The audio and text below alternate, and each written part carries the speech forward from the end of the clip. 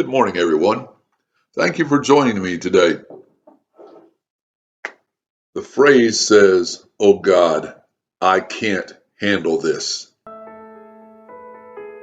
When's the last time you said this? When was your desperate cry for help? Was this a time when you felt the heavens were brass, even your prayers didn't get through? We've all faced these overwhelming times in life. The negative diagnosis from a doctor, the job, the career that's terminated, the relationship that's coming apart at the seams, or even the death of someone dear. You need to know, number one, God has a plan for your life. He knows every moment, every detail, and He has promised grace sufficient for every need. In 2 Corinthians 12, Paul is facing trouble, and here's how he described things. There was given to me a thorn in the flesh, the messenger of Satan to buffet me, lest I should be exalted above measure. For this thing I besought the Lord thrice, that it might depart from me. And he said unto me, My grace is sufficient for thee, for my strength is made perfect in weakness.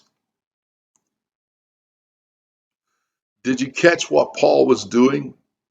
3 times he prayed and said, God, take this away from me.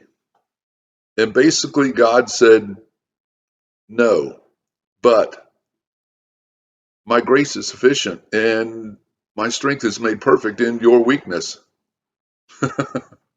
Now, I've heard the joke before that what he was praying about was his mother-in-law, but I think that's just a joke, okay? Um, but sometimes even when you've prayed, you might feel like this. Look at this image. And remember the words God gave to Paul, my grace is sufficient for thee. Number 2, while some despair because of the times in which we live, let me encourage you. Don't fear because the condition of the world is not as good as it used to be. Okay? God has created you for the exact moment in which you live. Look at his promise to Jeremiah. Before I formed you in the womb, I knew you. And before you were born, I consecrated you. I appointed you a prophet to the nations. The psalmist writes, My frame was not hidden from you when I was being made in secret, intricately woven in the depths of the earth. Your eyes saw my unformed substance. In your book were written, every one of them, the days that were formed for me, when as yet there was none of them. And ahead in Ephesians we read, He chose us in Him before the foundation of the world, that we should be holy and blameless before Him. Do you get the idea that you are really special, really important to God? I sure hope so. You see, your life and the time and place in which you live was not a coincidence or an accident. Number 3, as you read God's word and seek to follow Him, know this. He will raise you up in His power. He will train and instruct you in the authority of His word. And He will teach you to walk in faith, knowing that He is always in control. Every person in all of history has been placed in the time in which they lived because of God's sovereign plan. Think of it. God gave Daniel victory over the lion's den. God gave David victory over Goliath. God gave Esther courage, and her forthright bravery saved an entire nation. And God gave Peter the grace to handle persecution. You see, God knows any and all challenges you will face in life. And you were created specifically for that situation because through Him, you are an overcomer. Don't be frightened. but be honored that God chose you to be part of the generation that is facing the biggest challenge of our lifetime. Rise up to the challenge.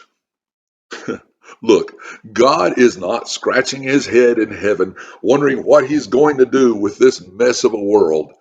He has an army he's raising up to drive back the darkness and make him known all over the earth. And you can be a part of that army. Don't let your fear steal the greatness God has placed in you. Let me tell you again.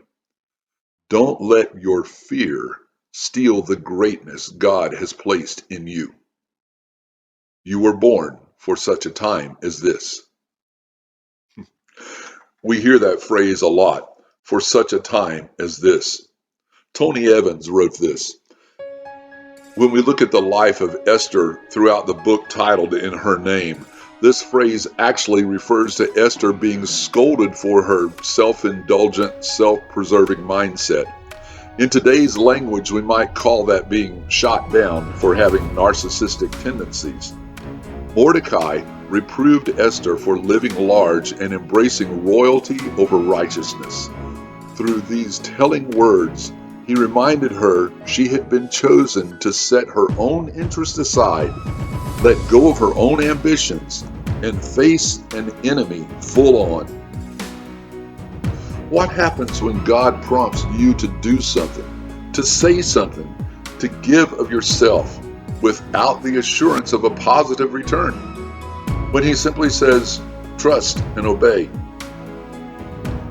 This is the for such a time as this that God sets before you and me.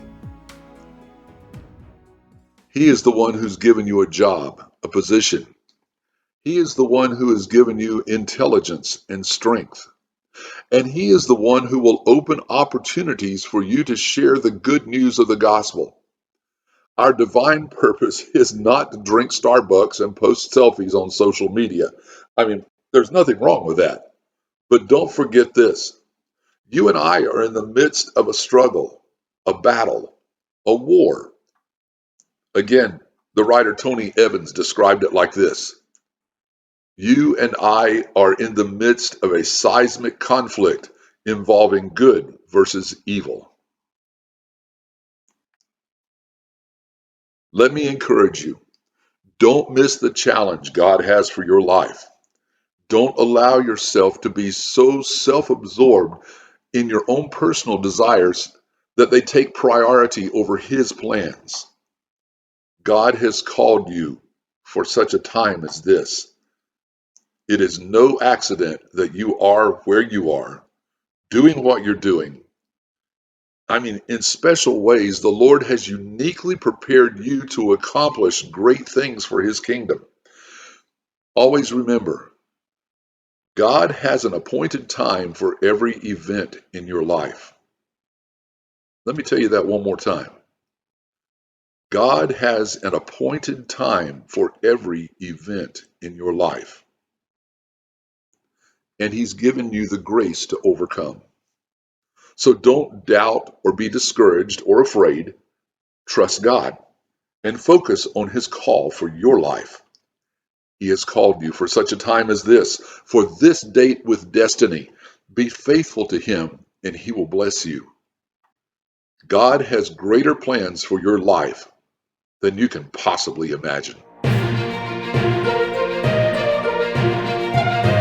Listen, be courageous, and obey. God bless you. Have a wonderful day.